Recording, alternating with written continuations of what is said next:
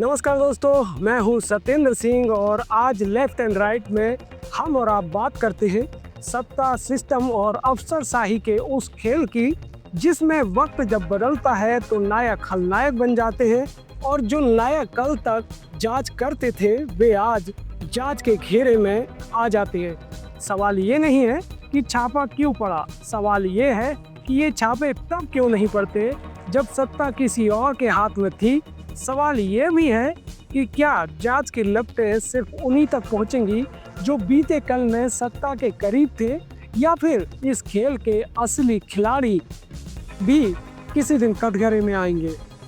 छत्तीसगढ़ में सत्ता का पहिया घूमा तो अफसरशाही की दुनिया भी उलट पलट हो गई। जो अधिकारी कल तक सत्ता की आंखों के तारे थे वे आज सवालों के घेरे में हैं।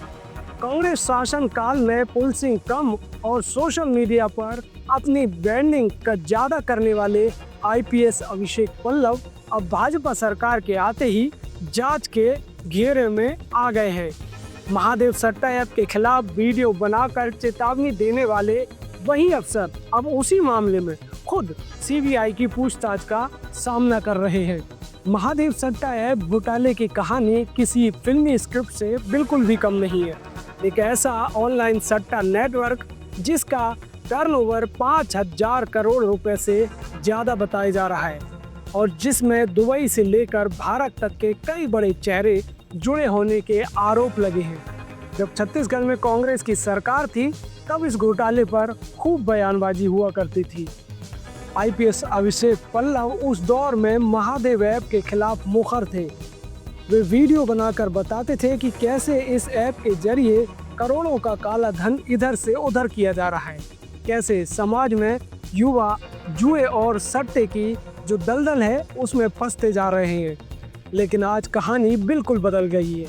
26 मार्च को जब सीबीआई ने 10 से ज्यादा टीमों के साथ रायपुर और भिलाई में अलग अलग ठिकानों पर छापामार कार्रवाई की तो एक टीम अभिषेक पल्लव के घर भी पहुंची।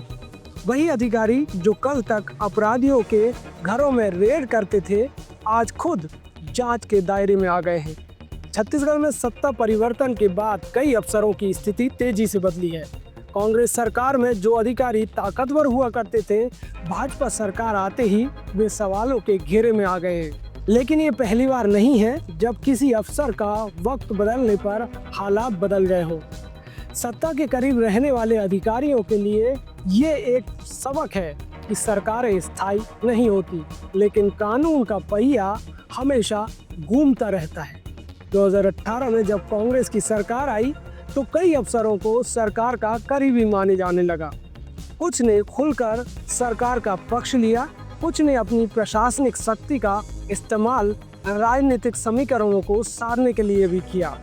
लेकिन जब 2023 में भाजपा की सरकार दोबारा से बनी तो सत्ता के साथ समीकरण भी पूरी तरीके से बदल गए हैं।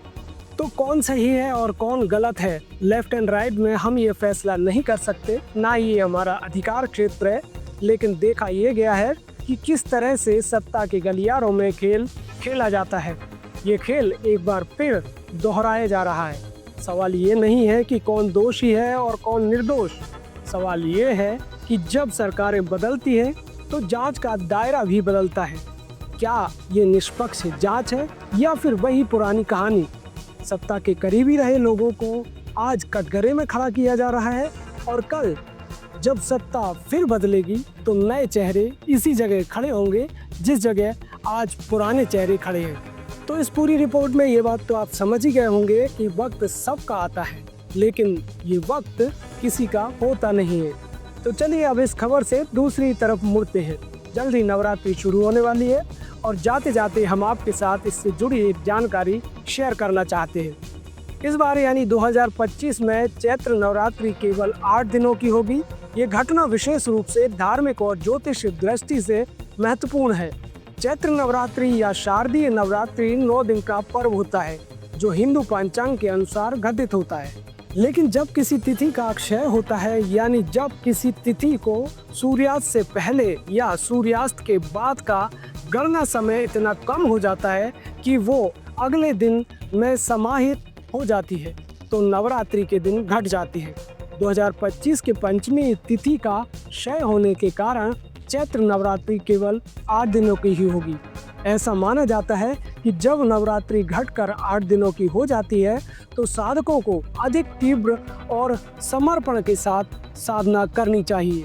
माँ दुर्गा की कृपा शीघ्र इससे प्राप्त होती है और साधना का फल तीव्र गति से मिलता है। तो फिलहाल मुझे दीजिए इजाजत, मैं फिर मिलूंगा किसी और ऐसे ही मुद्दे के साथ।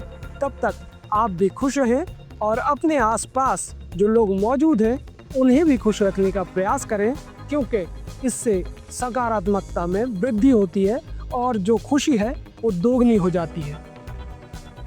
नमस्कार।